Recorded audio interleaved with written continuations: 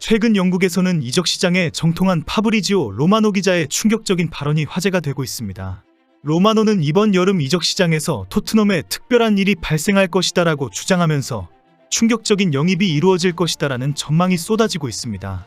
로마노의 발언 이후 중요한 선수가 누구인가 깜짝 놀랄 만한 특별한 영입이 진행되고 있다는 보도가 계속 나오고 있습니다.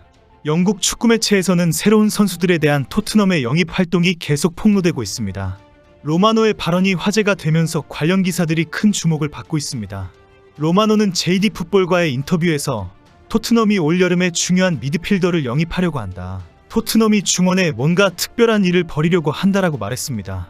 충격적인 사실은 지금까지 토트넘이 접촉하고 있는 선수들은 대부분 윙어이거나 미드필더라는 보도입니다. 최전방 공격수는 단 한 명도 거명되지 않고 있다는 것입니다. 결국 어차피 손흥민을 뛰어넘는 최전방 공격수 영입이 어려운 현실이기 때문에 손흥민을 지원해주는 공격수의 보강이 최선이라는 지적입니다. 그동안 손흥민이 경기장에서 동료들의 황당한 헛발질과 한 발 늦은 타이밍에 패스에 속터져하는 모습이 많이 보였습니다. 결국 토트넘과 포스텍 감독이 공격수로서 능력 있는 윙어, 중원을 장악할 수 있는 미드필더를 영입해야 한다는 결론을 내렸다고 보고 있습니다. 현지에서는 지금까지 거론되지 않은 슈퍼스타가 영입 직전에 있는 것 같다라는 보도가 나오고 있습니다. 일부 매체에서는 지금까지 이름이 언급된 첼시의 코너 갤러거와 울버햄턴의 페드로 네투가 다시 오르내리고 있지만 완전히 새로운 선수들의 영입 전망이 계속 나오고 있습니다.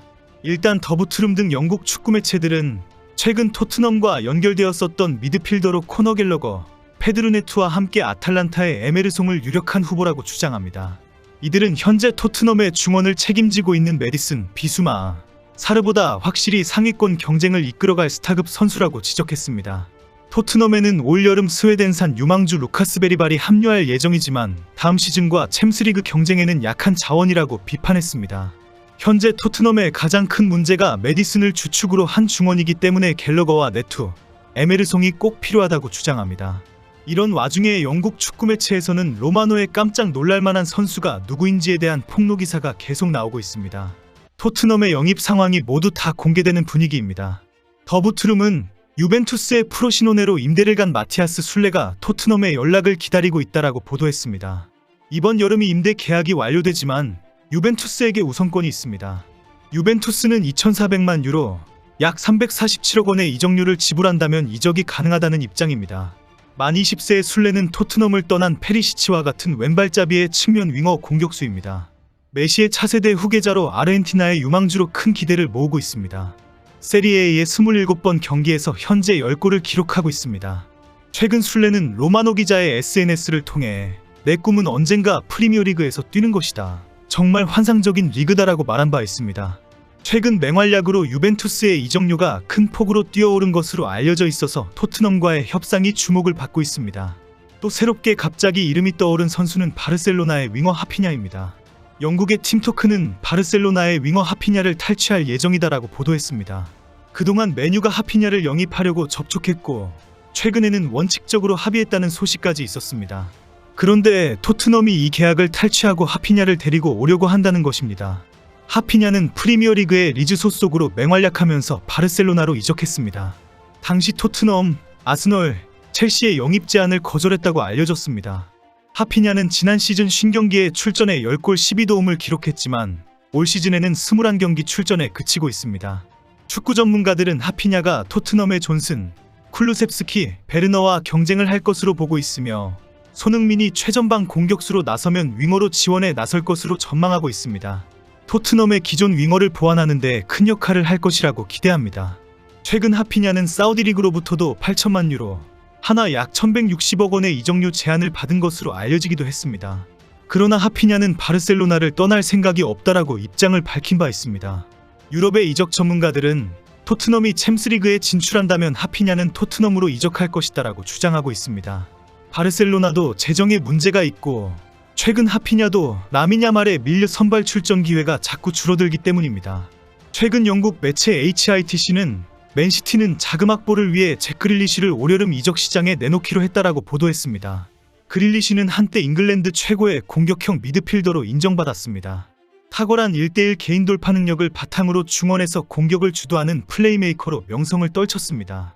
그러나 최근 제레미 도크와의 주전 경쟁에서 밀리면서 벤치를 지키는 시간이 많아지고 있습니다. 맨시티가 공개적으로 이적 가능성을 먼저 밝힌 상황에 토트넘이 적극적으로 나서고 있다고 알려졌습니다. 그릴리쉬가 토트넘에 온다면 메디슨을 뛰어넘는 활약을 할 것으로 기대하고 있습니다. 다음 시즌과 챔스리그 대비에 확실한 대책이라고 평가받고 있습니다. 지난 겨울 이적 시장에서 토트넘 영입 직전까지 갔던 안토니오 누사도 다시 언급되고 있습니다. 만 18세의 누사는 손흥민의 후계자로 큰 주목을 받았던 윙어 겸 스트라이커입니다. 토트넘과 3천만 유로, 약 435억 원의 협상을 하던 중에 누사는 브렌트포드행으로 급작스럽게 결정나버렸습니다. 당시 누사는 출전 시간 보장에 브렌트포드 이적을 결정했다고 알려졌습니다. 그러나 메디컬 테스트에서 문제가 생겨 이적이 무산되었습니다. 당시 토트넘 팬들은 큰일 날 뻔했다라며 가슴을 쓸어내리는 분위기였습니다. 문제 부위는 허리와 무릎 연골로 전해졌는데 현재는 문제가 없는 것으로 밝혀졌습니다. 누사는 소속 구단인 클리프 브리어에 돌아와서 정기적으로 경기에 뛰고 있습니다. 토트넘은 여전히 누사에 대해 확실한 관심을 보이고 있는 클럽으로 알려져 있습니다. 특히 누사는 포스텍 감독이 원하는 프로필에 부합하는 선수입니다. 누사는 왼쪽 윙어에서 주로 뛰며 테크닉이 뛰어나기 때문에 노르웨이 네이마르라는 별명이 붙어 있습니다. 토트넘에 온다면 베르너를 대체하는 왼쪽 윙어에 자리 잡아서 손흥민의 최전방 공격수를 지원할 것으로 기대하고 있습니다. 이 외에도 유벤투스의 사무엘 일링 주니어, 페네르바체의 세바스티안 시만스키, 사우디 아리티아드의 조타 등도 여전히 언급되고 있습니다. 유벤투스의 사무엘 일링 주니어는 지난 겨울 이적 기간 동안 유벤투스의 적극적인 태도로 토트넘과 협상이 진행된 적이 있습니다. 2003년생 일링 주니어는 1,550만 파운드, 약 263억 원의 이적료가 제시되었는데 가성비가 매력적이라는 평가를 받았습니다. 페네르바체의 세바스티안 시만스키는 측면 공격수는 물론 중앙 공격수로 뛰고 있는 폴란드 국가대표 선수입니다. 페네르바체는 2천만 유로, 약 290억 원을 제시했고 시만스키도 토트넘에 제안이 온다면 받아들이겠다는 입장으로 전해졌습니다. 포르투갈 출신의 조타는 포스텍 감독의 셀틱을 지휘할 당시 제자로 알려져 있습니다.